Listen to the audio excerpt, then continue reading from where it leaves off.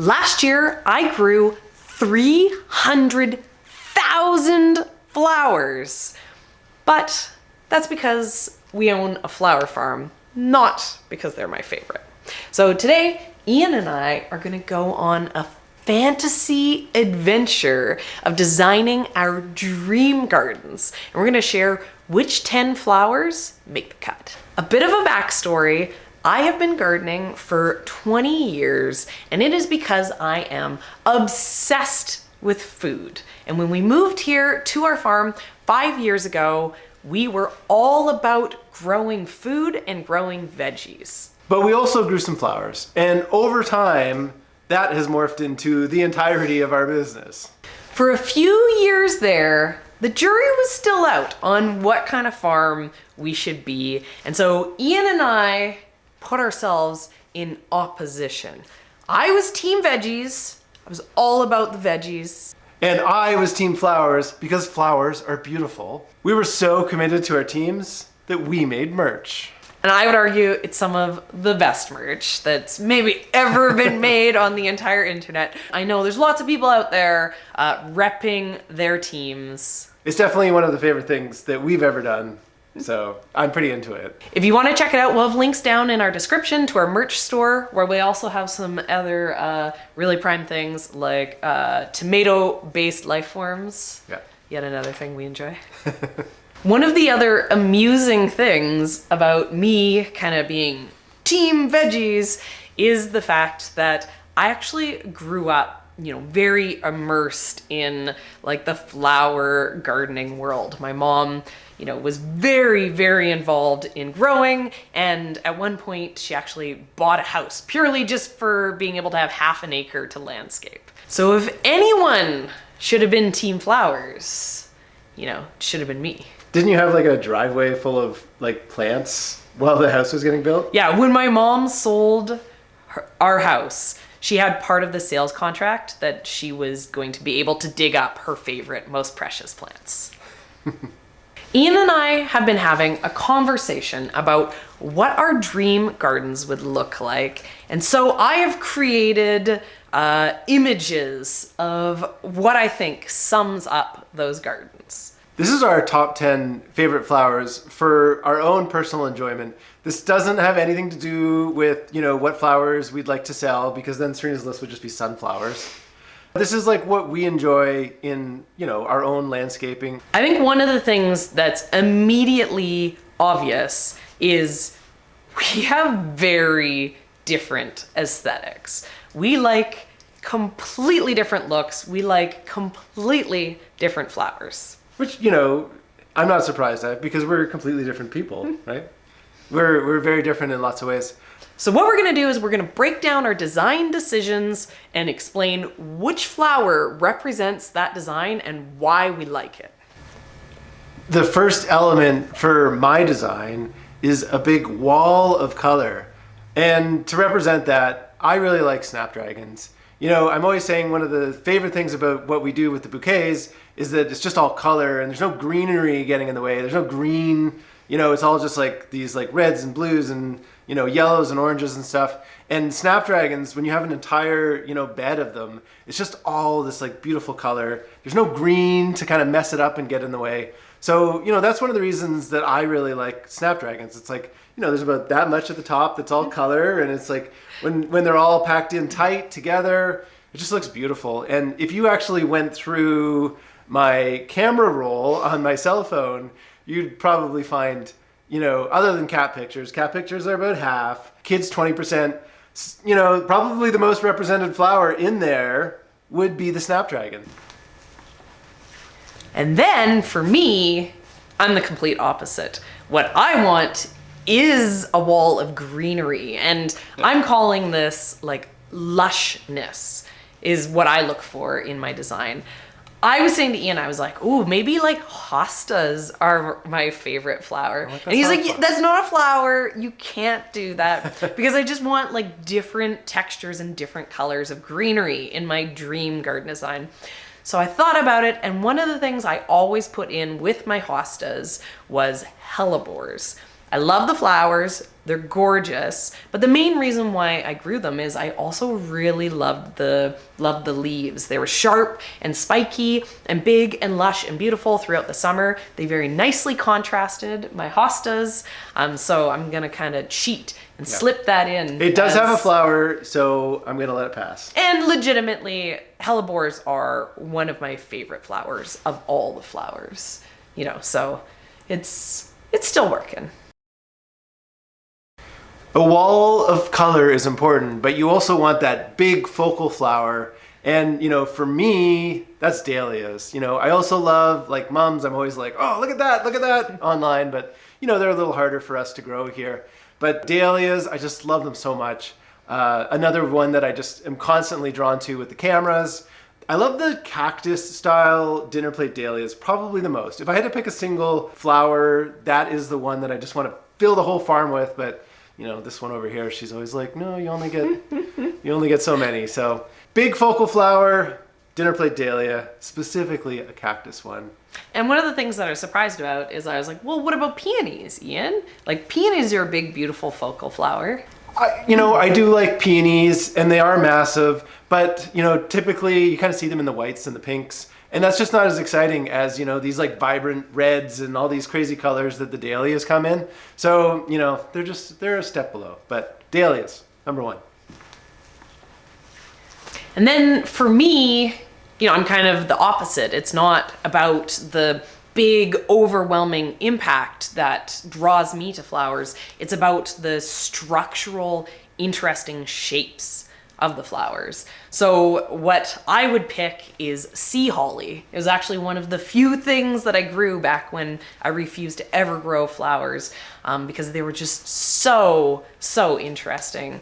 The color, the shape, the spikiness, I love them. You know, and it is an element in my design where maybe you wouldn't see them at first. They'd be something that you'd have to take a moment to find. And then once you're there, you'd be like, wow, these are really interesting. But yeah, anything structural, right? Like we can't grow it here, but I love protea. Like just so cool, so amazing. Yeah. You know, I love dogwood trees. Like the flowers on them, they're so different. Anything that is, you know, just very unique in shape draws me in every time. Focal flowers are obviously what draws your eye first, but I also like to have like lots of interesting shapes in my flowers. So that's why I like tulips. There's so many different types of tulips, and you know, everything from like the traditional ones that are just like big and, you know, like just so like perfect shaped to, you know, like these peony ones that are just like layers and layers of petals.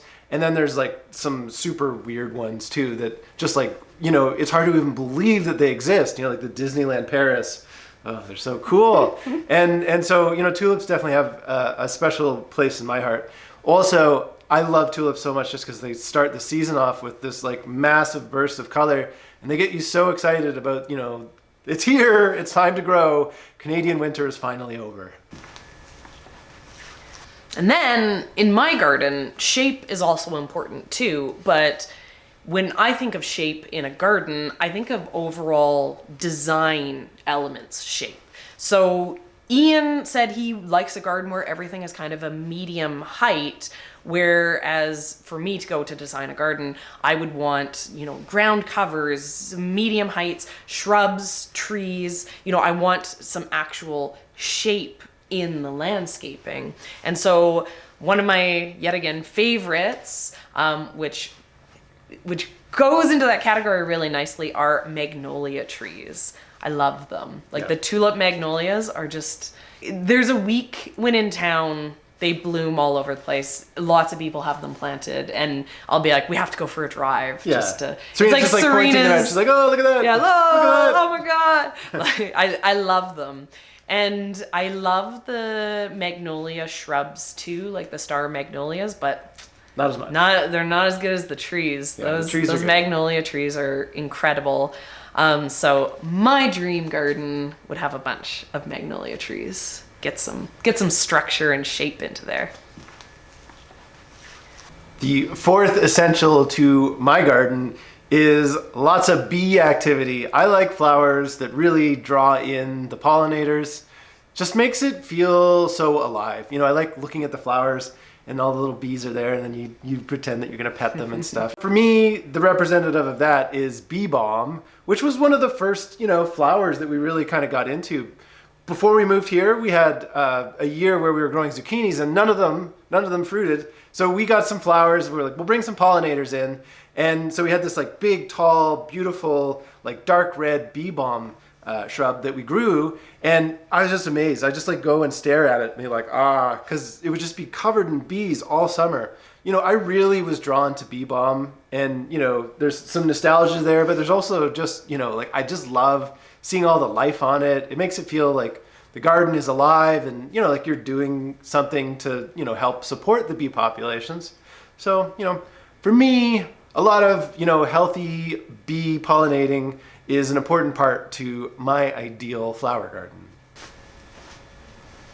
I love bees too, but last year I got stung by a bee and I might actually be allergic, so I'm a little bit less on the bee train. And I'm, in my garden, all about scent.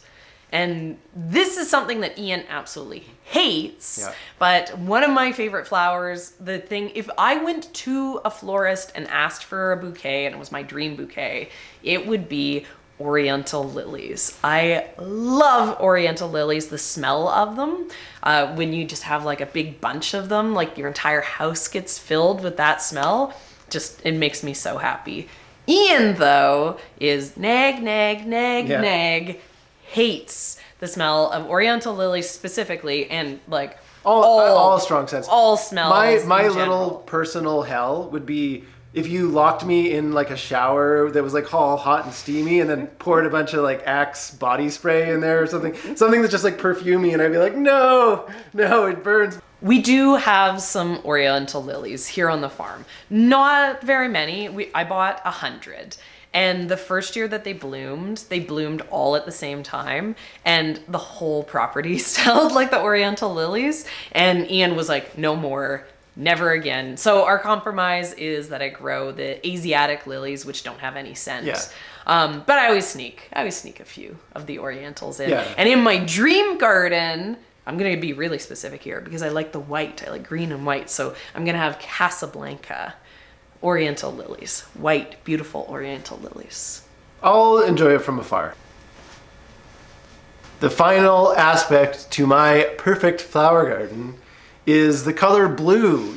Blue is so unique. It's hard to find in nature.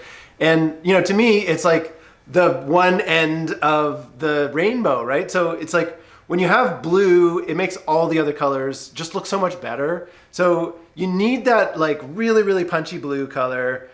For me, there's kind of two flowers that do it. One is borage. Even though it's pretty small, I like to eat it a lot. So I put it on the list because it's like, And the other one is bachelor buttons. That color is just so amazing.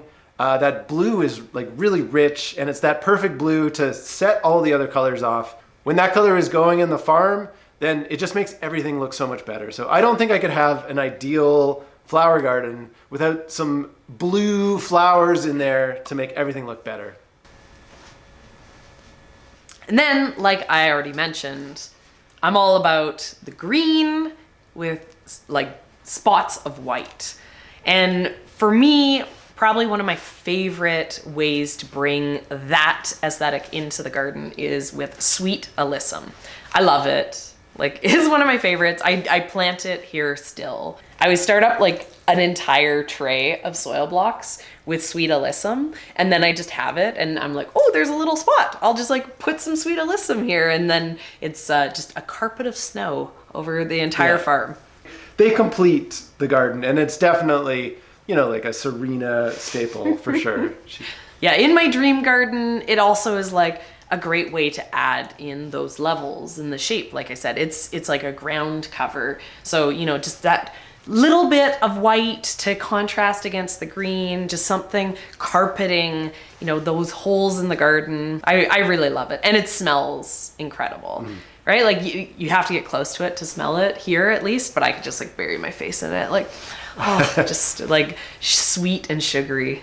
It's pretty funny how little overlap there is between our lists. You know, even though we're together all the time, we're very different people. We're both weirdos, but we're weird in different ways.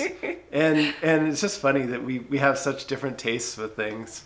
I think the one thing that's fairly consistent, though, is that our favorite flowers are flowers that we love and are passionate about, don't necessarily dictate what gets to grow in the farm. Yeah. Right? What grows in the farm has to be the flowers that work the best for our climate. It has to be the flowers that work the best for vase life. It has to be the flowers that work the best for our customers. Yeah. Because, you know, that's who we're growing for. Top 10 selling flowers would be a different list than this, except tulips. Yeah, tulips would still be on that list. Tulips. For every list. Maybe that's what we need to make next. Top 10 tulips. No, top 10 best flowers on the farm.